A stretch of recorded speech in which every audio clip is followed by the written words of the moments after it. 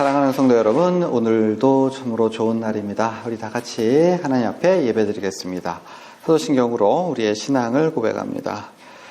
전능하사 천지를 만드신 하나님 아버지를 내가 믿사오며 그의 아들 주 예수 그리스도를 믿사오니 성령으로 잉태하사 빌라도에게 받은 전자가 박혀 죽으시고 장사한 지 사흘 만에 다시 사시며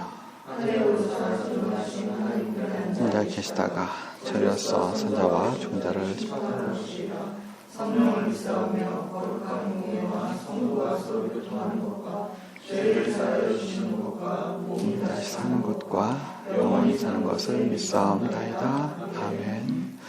살아계신 아버지 하나님, 아버지의 품이 그리워서 사모하고 설레는 마음으로 이 자리에 왔습니다. 이 시간에 마음의 무릎을 꿇어 예배드리는 심령을 어루만져 주시고 우리의 심신이 참으로 예수님 안에서 위로와 평안과 안식과 주님의 사랑의 어떠하심을 참으로 우리 마음속 깊이 깨달아 체험하는 시간이 되어지도록 주장하여 주옵소서. 우리의 귀에 각 사람에게 예수님의 그 귀한 음성을 들려주옵소서. 우리가 듣겠습니다. 감사드리며 살아계신 예수님의 이름 받들어 기도하옵나이다. 아멘. 네, 찬양할게요.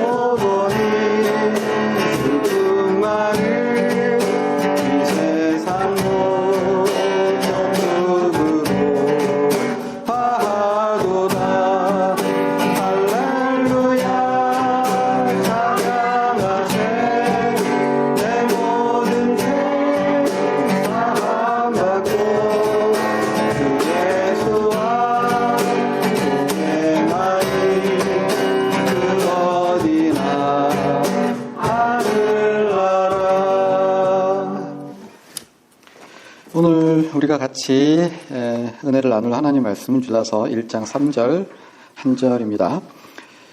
사랑하는 자들아, 우리가 일반으로 받은 구원에 관하여 내가 너희에게 편지하려는 생각이 간절하던 차에 성도에게 단번에 주신 믿음의 도를 위하여 힘써 싸우라는 편지로 너희를 관하여야 할 필요를 느꼈노니. 아멘.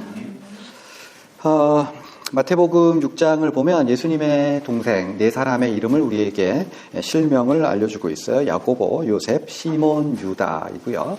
야고보서는 예수님의 큰 동생 야고보가 작성을 한 걸로 보이고, 오늘 우리가 봉독한 유다서는 바로 예수님의 막내 동생 유다가 기록했습니다. 아마도 이제 예수님과 이런저런 특별한 경험들을, 추억들을 가지고 있었을 텐데, 그런데 그런 걸로 자신을 소개하지 않고 어렸을 때 예수님과 함께 밥을 먹었던, 예수님과 함께 소꿉장난을 했던, 자치기를 했던 막내 동생 이렇게 소개하지 않고 뭐라고요? 예수님의 종으로 자신을 납작 엎드려서, 야고보도 마찬가지고 유다도 마찬가지고, 원래는 예수님께서 막 공생애를 하실 때는 예수님을 안 믿었어요. 예수님 막 미쳤다고 그러고 잡으러 다니고 했지만, 이제 부활하신 이후에 그들이 믿음으로 구원을 받은 이후에는 그 누구도 사실 내가 난데라고 내세울 수 없는 거죠. 다 예수님의 종으로 구원받은 사람으로서 사는 거예요. 우리 사람이 볼 때는 좀 더 훌륭한, 아주 특별한 대단한 영적 체험이 있는 사람도 있고 상상할 수 없는 능력이 있는 사람도 있을 수 있지만, 예수님 앞에 내가 난데라고 내세울 수 있는 사람은 단 한 사람도 없어요. 예수님 아래 모든 사람이 다 평등해요. 구원받은 것이 오직 조금의 공로나 조금의 특별함이 없이 다 은혜로만 구원을 받는 거죠. 그렇게 이제 유다는 자신을 예수님의 종으로 소개하면서, 오늘 본문에 나왔듯이 이 유다서는 단 한마디로 요약할 수 있는데 뭐라고요? 믿음의 도를 위하여 힘써 싸우라. 그러니까 유다는 우리한테 뭐 하라고 합니까? 싸우라고 얘기를 하고 있는 거죠. 싸우라.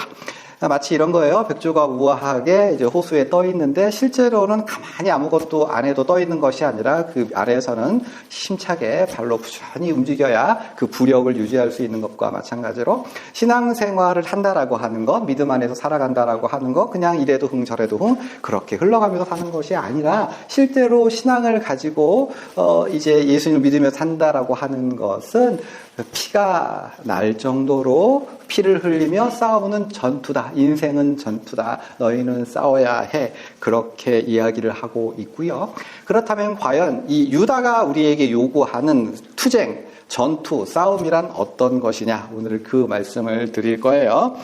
유다의 편지를 받아보는 교회에는요, 정체가 밝혀지지 않는 몇 사람의 무리들이 그 공동체에 들어와서 함께 신앙생활을 했어요. 그러니까 함께 예배를 드리고, 함께 찬양을 하고, 함께 헌금을 하고, 또 애찬식 같이 이제 믿음의 교제를 나누기도 하고, 봉사활동도 하고, 그렇게 아무 꺼리낌 없이 자유롭게 교제하면서 함께 있었는데, 그런데 이 사람들, 정체가 밝혀지지 않는 몇 사람들은 유다가 보기에 아주 심각한 문제를 가지고 있는데, 4절과 그리고 16절에서 이렇게 설명하고 있어요. 경건하지 아니하며 하나님의 은혜를 방탕한 것으로 바꾸고 예수님을 부인하는 자, 그리고 16절에서는 원망하는 자, 불만을 토하는 자, 정욕대로 행하는 자라고 이야기를 하고 있는데, 이들의 특징은 거리낌이 없는 거예요. 자기가 원하고 바라고 생각하는 대로 사는 사람이에요. 신앙생활 그렇게 깝깝하게, 빡빡하게, 빽빽하게, 뻑뻑하게 살 게 아니라, 다른 사람들, 세상 사람들이 사는 거 봐. 원하는 대로 다 하고 살잖아.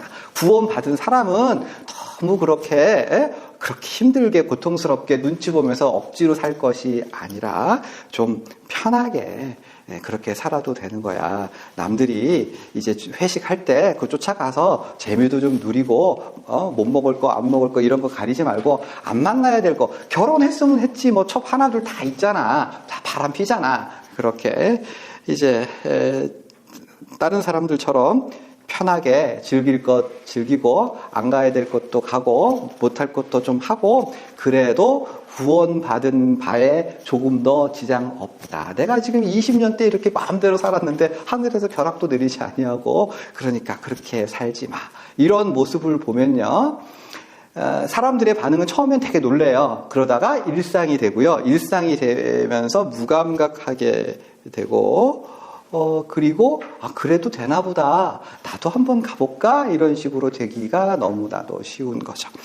그래서 이 교회 안에 경각심이 좀 없어진 거예요. 내가 안 할지 몰라도 그런 사람 봐도 저 사람 저렇게 사는구나 이렇게 무감각하게 그럴 수 있지라고 하는 차원에 이르는 걸로 보이고, 이것에 대해서 유다가 경기를 잃으면서 절대로 그러면 안 된다라는 이야기를 아주 맹렬한 어조로 설명을 하고 있는데, 그러기 위해서 자그마치 6개의 죽음과 관련된 구약의 사건들을 언급합니다.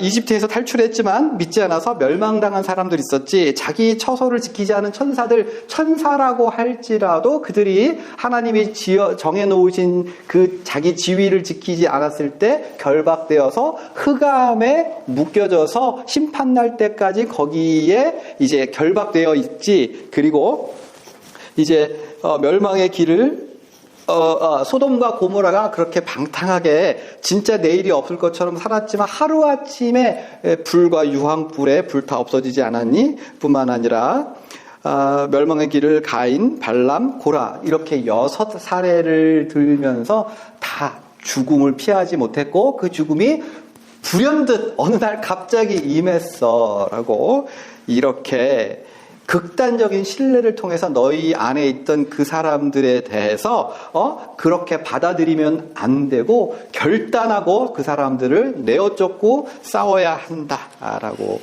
이야기를 하는 거예요.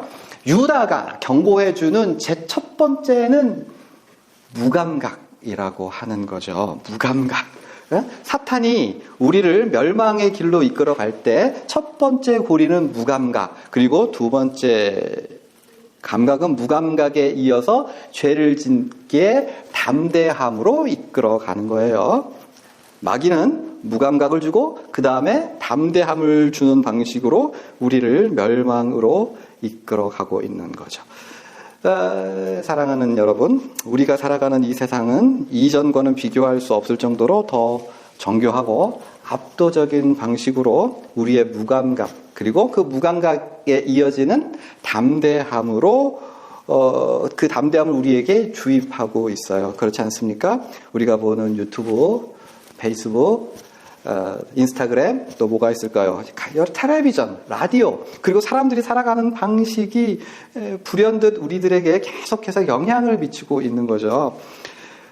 다들 그렇게 사는데 뭐 너가 뭐라고 뭐 그렇게 특별하게 살려고 그래. 다들 그렇게 쾌락을 쫓기에 담대하고 온 힘을 기울여서 돈을, 수단과 방법을 가리지 않고, 그리고 다른 사람들처럼 번듯한 그런 간판을 좀 세워야 되지 않겠어? 좋은 대학 나와야 되고, 좋은 데 취직을 해야 되고, 그러기 위해서 영혼도 팔아버릴 수 있는 거 아니겠어? 다 그렇게 사는데, 그러나 여기에서 이제 기준점이 달라지는 거죠. 하나님의 백성은 똑같이 거기에 휩쓸려서 쟤도 가고 나도 가도 되지라고 하는 것이 아니라, 그 자리에 서서 하나님의 말씀 앞에 그 하나님의 경고하심이 무엇인가를 살펴보고, 진짜 이거 잘못된 거 아닌가라고 하는 그 경고를 듣고, 그렇게 그 경고에, 하나님의 경고에 반응으로서 자기 행동을 바꾸어서 구원받은 인생을 살아가는 거예요. 하나님의 백성이 살아있다는 증거가 어디서 드러나느냐? 경고를 듣고 행동을 바꾼다. 뭐라고요? 하나님의 경고를 듣고 행동을 바꾼다. 그러니까 잘못할 수도 있고 그럴 수 있는데, 그게 중요한 게 아니라, 가장 큰 특징은 잘하고 못하고의 문제가 아니라 경고를 듣고 고칠 수 있느냐, 하나님의 경고에 반응하느냐, 반응하지 못하느냐의 문제라는 거죠. 유다가 우리에게 싸우라고 얘기하죠. 이게 싸우라고 하는 거는 단순히 죄짓지 말라는 걸로 환원시키지 마시고 이렇게 보셔야 돼요. 싸우라고 하는 건 예수님 앞에 모든 삶의 부분을 이렇게 예수님 앞에 뭐라고요? 올려놓고 맞아요? 라고 여쭤보는 거예요. 맞아요? 라고. 연애를 하시죠. 연애를 하세요. 모든 사람이 다 손을 잡고, 세상 사람들이, 모든 사람들이 다, 심지어 크리스찬도 내가 여자친구를 사겨, 남자친구를 사겨, 그러면 손을 잡죠. 손을 잡아요, 안 잡아요? 그리고 뽀뽀를 하죠. 뽀뽀를 해. 근데 남들이 다 해. 근데 나도 해야지. 이게 틀리다는 거예요. 일단 여러분이 손을 잡아도 된다 안 된다 나 이 얘기를 하는 것도 아니고 뽀뽀까지는 되고 그 이상은 안 된다 뭐 이런 얘기를 하는 것도 아니고, 여러분들이 예수님 앞에서 내가 연애를 한다, 남자친구를 사귄다, 여자친구를 사귄다고 할 때 이 문제를 하나님 앞에, 예수님 앞에 올려놓는 거예요. 하나님, 저는 뽀뽀하고 싶은데 이거 하나님 보기 괜찮은 거예요? 라고 물어보시는 거예요.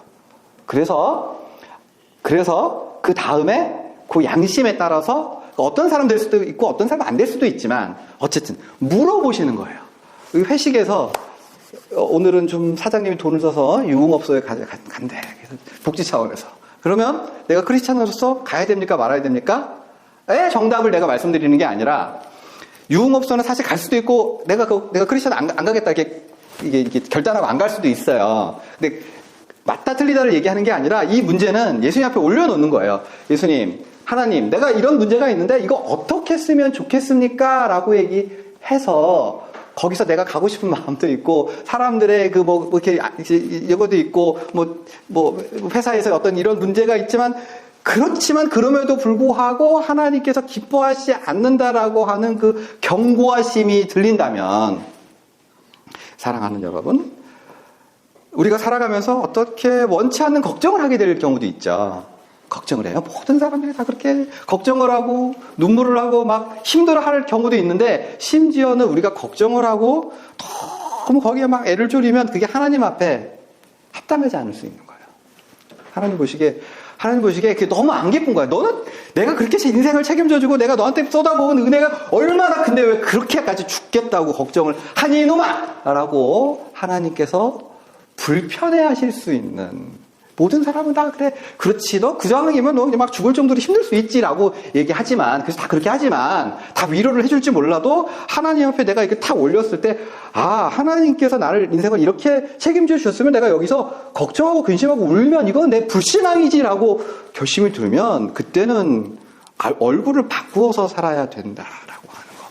우리가 우리의 이 감정을 하나님께 올려드리고 우리의 모든 문제를 올려드린다는 건 사실 불편하고 고통스럽고 괴로운 일입니다. 나의 자아와 하나님의 말씀과 세상 사람들의 인식을 한데 해가지고 막 이렇게 하는 건 번잡스럽고 고통스럽고 귀찮고, 그런데 이것이 우리 그리스도인들이 살아가는 방식, 인생은, 신앙은 전투다라고 하는 것. 밤에 자리를 누우시면 무릎을 꿇고 기도하셔도 좋고, 아니면 그냥 누워서 이렇게 하나님의 말씀에 비춰서 자기의 인생을 비춰보고, 그래서 최소한 그렇게 고민하는 걸 통해서 뭘 하셔야 된다? 세상 사람들이 살아가는 것이 너무 그러한 삶의 가치관과 삶의 방식이 너무나도 자연스러워지고, 그래서 그것이 나에게도 내면화되는 것은 막도록 싸우셔야 된다. 사랑하는 여러분, 설교를 정리합니다. 삶의 모든 영역을 예수님 앞에 올려드리는 거 귀찮고 번거롭고 품이 드는 일이긴 하지만, 그러나 이것이야말로 유일하게 하나님의 백성으로서 자신의 정체성을 지켜내는 방식이고, 예수님의 종으로서 참전해야 될 피할 수 없는 전투라고 하는 사실. 그래서 우리 모두 이 전투에 게을리하지 않는 저와 여러분 되기를 바랍니다. 아멘. 기도하시죠.